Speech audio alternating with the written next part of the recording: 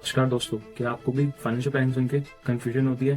But इस video को देखने के बाद आपको फाइनेंशियल प्लानिंग करने में मजा भी आएगा और आसानी भी होगी।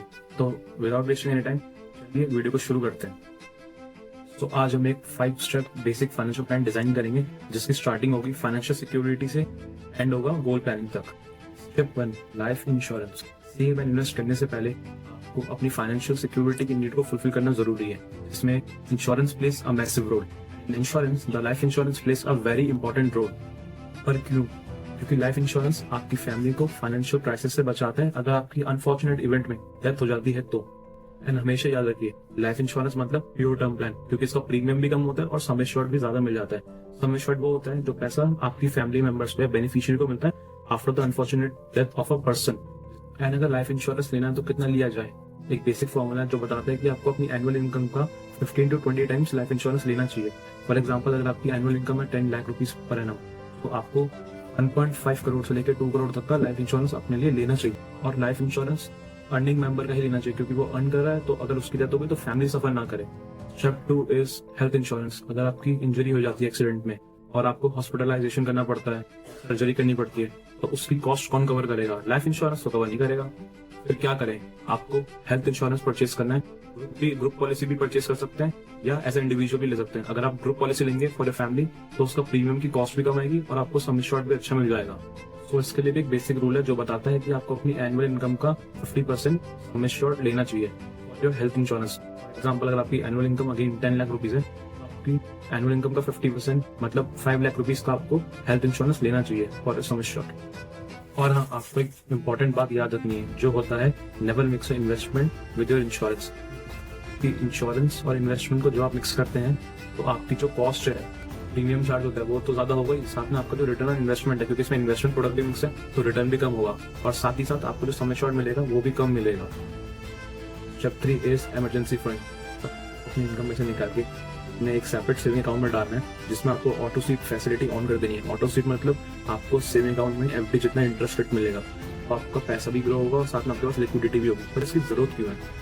सपोज करिए अगर आपकी जॉब छूट जाती है या आपके सामने एक अनएक्सपेक्टेड एक्सपेंस की दीवार खड़ी हो जाती है, तो आप उससे कैसे टैकल करेंगे? क्योंकि उस समय आपको इमीडिएट फंड्स की जरूरत होगी। अगर आपने अपनी इन्वेस्टमेंट लॉन्ग टर्म में इन्वेस्ट कर दी और उस समय अगर उससे रिटर्न अच्छा नहीं हुआ तो आपको फोर्सफुली इन्वेस्टमेंट निकालनी पड़ेगी, क्योंकि आपको अपने एक्सपेंसेस को टैकल करना पड़ेगा।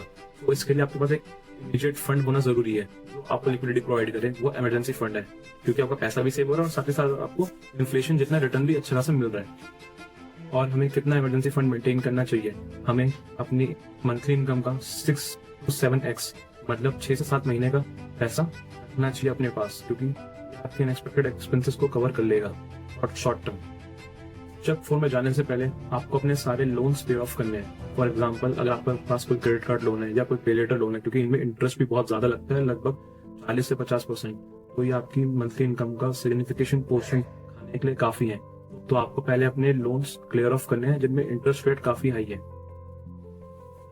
Now step 4 is retirement planning. काफी लोग रिटायरमेंट प्लानिंग सुन के बोर हो जाते हैं और बोलते हैं कि हमें अभी रिटायरमेंट प्लानिंग की क्या जरूरत है। बट आपको समझना होगा कि आफ्टर योर रिटायरमेंट आपकी इनकम जनरेटिंग कैपेसिटी लो हो जाती है और आपका रिटायरमेंट के बाद जब आपकी एज ओल्ड होती है तो आपके मेडिकल बिल्स का भी खर्चा बढ़ जाता है। और अगर आपको कोई अपनी हॉबी परस्यू करनी है आफ्टर योर रिटायरमेंट या ट्रैवलिंग करना है तो उसकी भी कॉस्ट आती है, तो उसके लिए आपको फंड्स की जरूरत है, जिसके लिए आपको अपनी रिटायरमेंट प्लानिंग करनी जरूरी है। और रिटायरमेंट प्लानिंग के लिए हम किस किस इंस्ट्रूमेंट में पैसे डाल सकते हैं?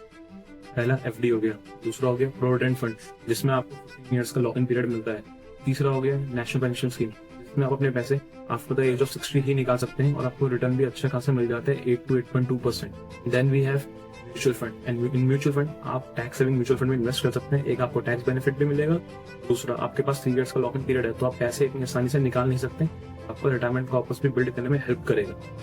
Step 5 is goal planning. इसको हम 2 पार्ट्स में डिवाइड कर देते हैं। पहला होगा fixed goal plannings and then we have flexible goal plannings. In fixed goal plannings, fixed goals आपके ऐसे गोल्स हैं जो आपको फुलफिल करने ही है at a specific period. For example, अगर आपको कार चाहिए, आपको अपने हाउस परचेज करना है या चाइल्ड की एजुकेशन है, तो आपको पता है कि आपको उसके लिए फंड्स की नीड होगी ही होगी।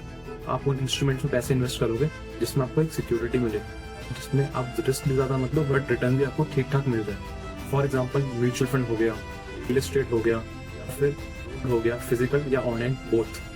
तो इनमें आप इन्वेस्ट करके पैसा भी सिक्योर होगा एंड आपका रिटर्न भी ठीक ठाक होगा और रिस्क भी ज्यादा नहीं लेना पड़ेगा। आफ्टर फिक्स्ड गोल प्लानिंग अब फ्लेक्सिबल गोल्स की बारी है। फ्लेक्सिबल गोल्स हो गए जैसे आपको ईयरली एक आउट ऑफ कंट्री ट्रिप मारना है। फॉर एग्जाम्पल अगर आपको यूएस ट्रिप मारना है तो आप उसके लिए पैसे इन्वेस्ट करोगे। अगर आपके पैसे कम ज्यादा पड़ गए तो यूएस ना जाके आप दुबई जा सकते हैं, कोई और कंट्री जा सकते हैं जो उन फंड्स से पॉसिबल हो। इसके लिए आप म्यूचुअल फंड्स में पैसे डाल सकते हैं एंड डायरेक्ट स्टॉक इन्वेस्टिंग भी कर सकते हैं जिसमें रिटर्न ज्यादा होगा और रिस्क भी ज्यादा ही होगा। By this we have made our basic 5 step financial plan. अगर ये वीडियो आपको अच्छी लगी हो तो अपने दोस्त और फैमिली मेंबर के साथ शेयर कीजिए जो अभी भी फाइनेंशियल प्लानिंग को बर्डन समझता है। Thanks for watching finance with signing off, bye bye.